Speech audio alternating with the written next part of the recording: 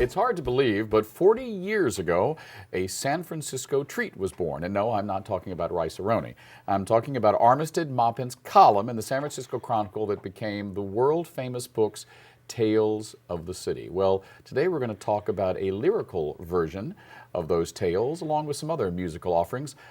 Welcome, Tim Seelig from the San Francisco Gay Men's Chorus. Thank you so much. So the concert that's going to take place next month is called Tales of Our City, Our Heroes and Our Lives. So talk about the connection between Armistead's tales and your tales. Well, obviously, 40 years ago, Armistead sort of set the world on fire with this story that everyone looked predating so many sequels and reality TV, but it was so interesting and so poignant that so many people jumped right on that bandwagon. And 2 years after that, the San Francisco Gay Men's Chorus had its birth.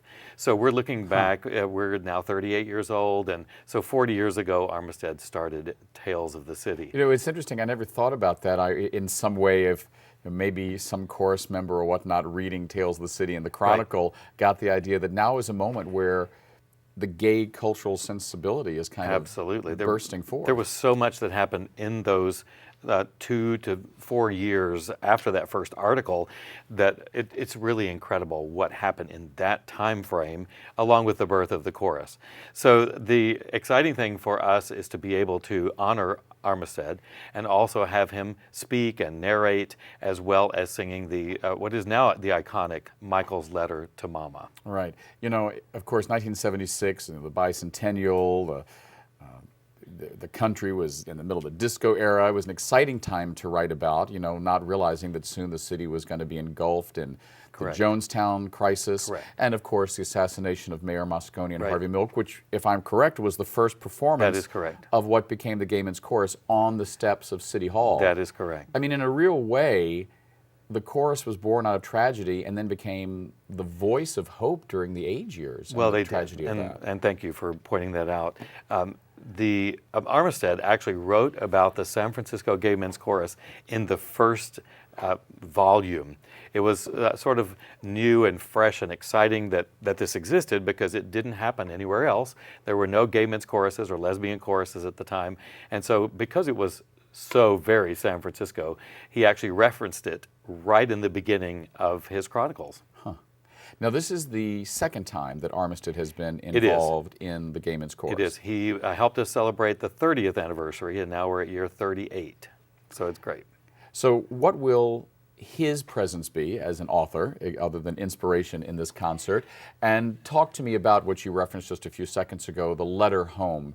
And for those people who haven't heard of it or read it or cried over it, as many of us have, talk about that and what your version of it is. Well, young Michael...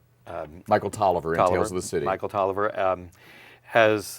comes out to his mother in a Midwest town, and he says he writes a letter to her about all the things that are happening in that day, and that his life can't be defined by Anita Bryant, and there are definite cultural references to the time period. But he talks about the people that he's met in San Francisco, the community that he has found, and he says, "Mom, they're not just weirdos and freaks. No, they're my family." And it is extraordinarily beautiful and poignant. Set to music by a New York composer, David Maddox, I guess maybe 15 years ago. So this is a reprise. It is not a world premiere. It's a reprise of this iconic piece of music. What has been Armistead's reaction to seeing that letter, especially, which I've heard him say it on this show, and I've heard him say it at events, that people over the years have written to him and said, you know, when I was trying to find a way to come out to my family, I actually took your letter from Michael from Tales of the City and copied it and sent it to my parents. And scratched out Michael and put in the name. Yeah. What has Armistead's reaction been to the musical version? He loved it from the very beginning. It was actually premiered with the Seattle Men's Chorus and has been sung probably by every gay men's chorus around the globe by this point. Yeah, it's become like Rose's turn for gay men's chorus. Interesting for your listeners as well is the fact that Armistead has actually narrated it himself. So Michael Tolliver reads and sings. He reads some of it and then he sings some of it. Armistead never chose to sing the part, but he did narrate it. And for this one, he said, I want to sit back and just watch the whole thing take place. So he will be setting up the 40-year anniversary of Tales of the City for us, and we'll do Michael's Letter to Mama. And then we're going to do a 20th anniversary of an iconic commission that the San Francisco Gay Men's Chorus did 20 years ago, where an author, Philip Littell, came and actually interviewed all of the singers. And he took their stories and put it into a large work. It was the first time that this had ever been done with a lesbian or gay chorus, that they actually took the stories of the men, turned it into poetry, into lyrics, and then set to music by Robert Seelig.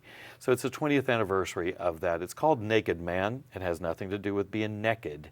It's not naked. Yeah. It's naked. But I mean, you see naked on the fly bill. I mean, you may buy a ticket. I mean, it did 20 years ago. They absolutely did, and they exploited the naked. yeah. Well, I mean, the naked part. I come from Texas, you know. Well, like when you say I know, naked, yeah. that's yeah. Well, because naked is being without clothes. Right. Naked is being without clothes, and you're up to something. Right. That's the difference. Right. But the naked man is it's about being naked before our friends, before our God, before the world, and it's just extraordinary. So we're doing that, and then this entire thing is being accompanied by the Bay Area Rainbow Symphony, which is extraordinary. If you haven't heard them, make sure you do, because they're excellent. So in the next the second half, then we go back and we zoom forward as well to I Am Harvey Milk, the commission that the San Francisco Gay Men's Chorus did 3 years ago, and we're doing excerpts of I Am Harvey Milk. And Armistead will introduce that as a friend of Harvey Milk's and give this whole evening not just extraordinary musical depth, but such a historic walk through San Francisco history. Yeah, you're about to celebrate your 38th anniversary for. We're moving into 40. Moving into Yeah. 40, and you've been there now 5 years Right. as the director. And you mentioned something a few seconds ago that I thought was interesting, standing naked in front of our community, our Right. so-and-so, and our God.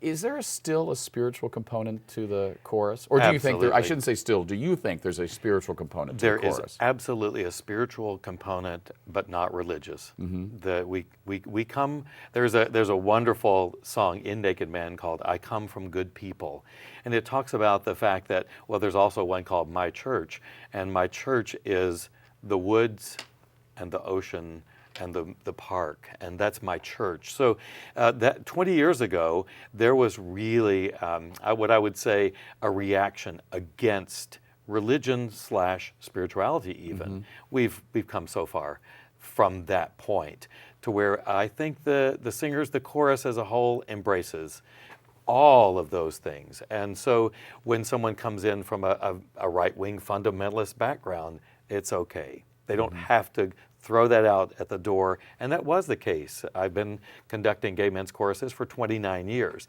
and in the beginning, we didn't want to sing any church music, anything that smacked of religion, and we've completely changed that because it's the message of everyone. Yeah, do you think that that's because the chorus has changed, or our society has changed, or the gay community has changed? Yes, thank you. Yeah, all of All the the three. Absolutely, all of the above. I think we're gentler. I think we're kinder. I think we accept. We preached inclusion for so long, but we excluded a large part of our experience because it was so uncomfortable. So do you think the edginess of what was some of the earlier gay men's chorus performances is gone? I mean, we talked about how it was the voice of hope during the age years, but it was also a voice of protest and anger. It is. It was. We have this conversation. I didn't know this was going to be deep thoughts. I'm so glad it is. Thank you for taking us there. We have this conversation all the time about what is the relevance of a gay men's chorus or a lesbian chorus in today's world. Right. I mean, now that we can marry each other, do we need to sing about it? Correct. Well, yes, we do. We have to sing at the weddings. So there you go. No, we don't really. We actually sing for some weddings, but not a great deal. We still, to this day, and will still continue to have young men, even middle-aged men, come join the chorus who have been thrown out of their homes, who have been thrown out of their towns, who have been rejected and disrespected, and so they come and they find a place. Andrew Lippa, who wrote I Am Harvey Milk, wrote a piece about San Francisco that is one of the most beautiful pieces I've ever heard in my life, and it says, San Francisco, I come to you, I hope you'll open your arms because I was broken, and now I come to you to be healed and to be real. And it's just extraordinary. And choruses all over America and now in London have sung I Am Harvey Milk, interestingly enough. And the icons of a city like San Francisco all transfer over to any city. I know when I conducted in Dallas, Dallas, for the people in Oklahoma and Arkansas and Louisiana. That's the big city. It was and their the big San liberal Francisco. city. Yeah, exactly. It was their San Francisco, and Oklahoma was their Castro. So it so carries over, and I think that we are in a place of real healing. Right. We've got a few minutes left. I'd like to talk to you about some of those original chorus members. I mean, the Gay Men's Chorus has lost a lot of people. 300 to AIDS. Singers. Yeah. How do you incorporate that into the zhuzh of what is the chorus? And do you have any people that were singing 40 years ago that are still singing with you? We do, and I wish we had another 30 minutes. We just yesterday sang for the memorial service for one of our young men, and it's been a while since we've had to sing a memorial service. And this was someone who died from AIDS, HIV? No, it wasn't. It was other causes.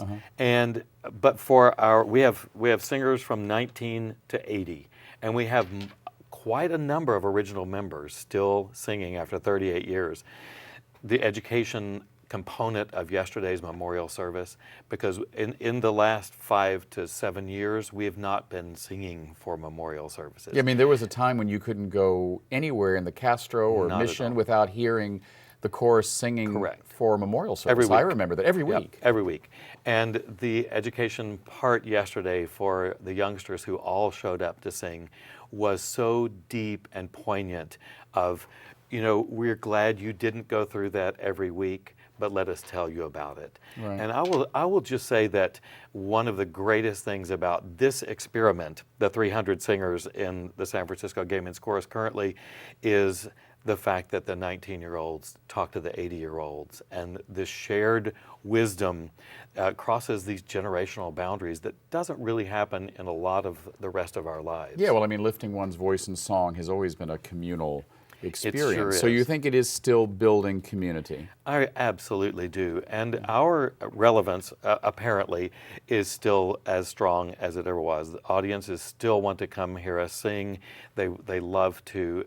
I will say that people, when they come to a concert by the Gay Men's Chorus, sometimes describe it as sanctuary, because you come into a place of comfort where it will be Davies Symphony Hall, and there'll be 2,500 other people in the audience that perhaps believe much like you, maybe look like you or maybe not, but there is this ease that something really special is going to happen, and it doesn't happen anywhere else. Thanks for speaking with Thank us. you. I'm looking forward to Tales of Our City, Thank you. Our Lives, Our Heroes. We've been speaking with Tim Seelig of the San Francisco Gay Men's Chorus, almost 40 years. Wow. Right. Next up, our conversation with Kevin McNeely, talking about this year's Sonoma Film Festival. We'll be right back. Thanks.